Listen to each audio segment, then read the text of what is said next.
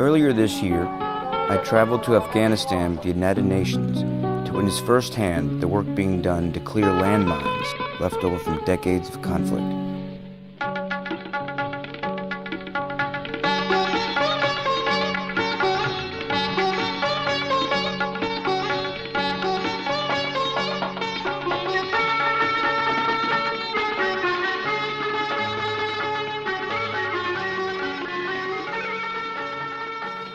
My friends and family back home in California thought I was crazy, but I couldn't pass up this chance to support the work of the United Nations Mine Action Service.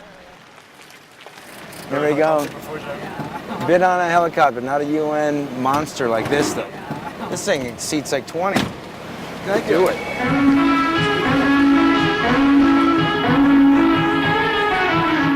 Our first stop was an active minefield near Bagram Air Base, just outside of Kabul.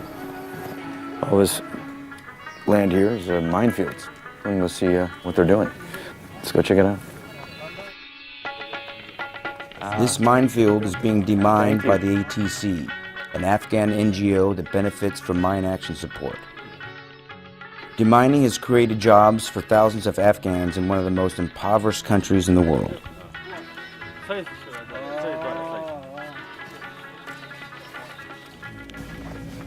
Yeah, it's not every day you get to walk in a minefield, huh?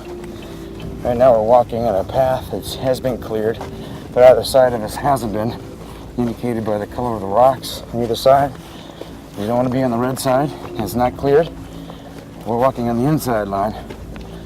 So they found some ordnance. I'm going to go determine if they can blow it in place or if they can remove it safely and take it out of here. The stuff they're finding out here is stuff that was meant to kill you 15, 20 years ago. It still can kill you today, you know? They're finding a lot of mines, tank mines, stuff like that, which can take out a lot of people. I also met with local farmers whose fields are being cleared of landmines. These are the victims of the mine. Hi, how are you? Thank you for allowing me to come and educate me on your land, and hopefully we can clear this land so you can have it back and be safe. Why I like the program so much, there's no politics really involved. It's something that's actionable. It's tangible. You see the results very quickly, and I like that. It doesn't get any better than that for me, you know. My experience in preparing for the Hurt Locker introduced me to the military side of bomb disposal. I'm die comfortable. However, I was less aware of how, in many countries around the world, including Afghanistan, landmines and unexploded ordnance continue to impact people's daily lives long after the conflicts have ended. The best way to ensure a mine will not harm innocent victims is to destroy it. Unmasked gave me the opportunity to visit a demolition site, where we did just that. We've got a shot that they set up for you, several different pieces of ordnance, from anti-tank mines to 107mm rocket to RPGs and a few other pieces of ordnance. I want to thank UNMAS. Thank you for coming. This is a piece of the mine action program of Afghanistan. It's an important piece. There's a whole lot of ordnance in this country, a lot that is in danger of falling into the wrong hands. They'll set this shot for you and you're going to set it off. All right. You ready? Yeah, fantastic. Fire the hole! Fire the hole! Fire the hole!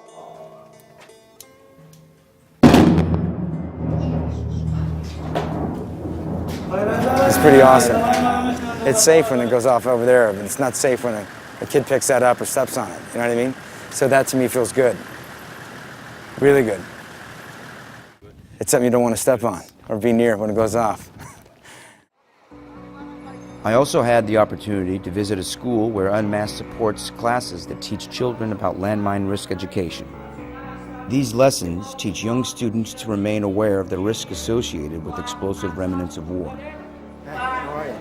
When I sit in classrooms, when I grew up, when I was younger, the education for risk was when you cross the street, you look both ways. You don't get hit by a car, right? Then I come here and I see you have to be educated by this, by minefields. So different from where I come from. And a reason for me being here is to spread that knowledge so more people are aware of this and the program that you guys are doing. On my last day in Afghanistan, we boarded a helicopter to Bamia, the most visible success story to emerge from UNMAS's work in Afghanistan.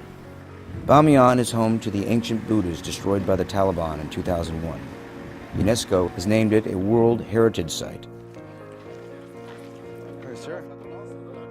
I met the great team of deminers that cleared this area and had a chance to speak to the local Afghan media about my thoughts on the project. Action, mine action in it specifically, right? So I would believe that in my life personally, about taking action and not just talking about it, doing something about it. And that's why I'm here, to be educated in that. After a tour of the surrounding areas, we came to a lookout point where I could see the amazing results of mine action work. Because of United Nations Mine Action Service, a land that was once riddled with ordnance, or bombs, if you will, grenades, things left by previous wars. Because of that's being cleared out, we have now replaced the grenades with healthy crops. This is gorgeous. Stability in the region. I could live here, couldn't you?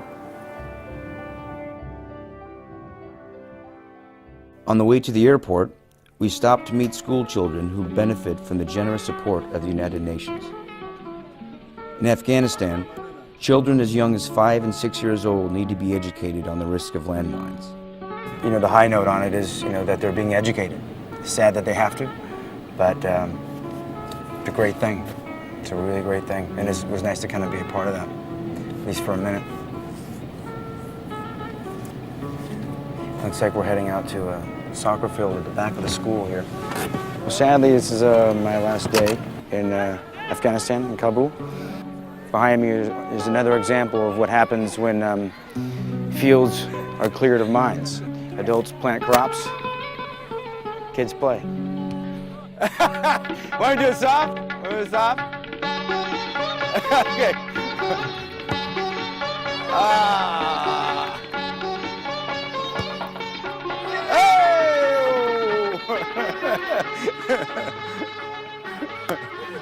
I think anybody with a beating heart understands, if you're a family, your life stops because you can't go to work, or you're afraid to let your kids go out and play because they'll lose an arm. That's pretty sad. And that's a prison within itself, to live within that in your country. So I think it's important to shed light on that. Okay, next time you should have a little more time. Join me as we build a world free from the threat of landmines and unexploded bombs.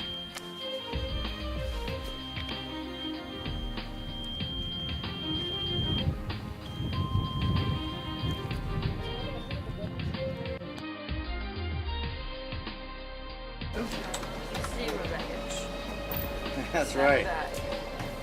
Emotional baggage, maybe. Welcome to Bubble Garden. Please, you too. Yeah.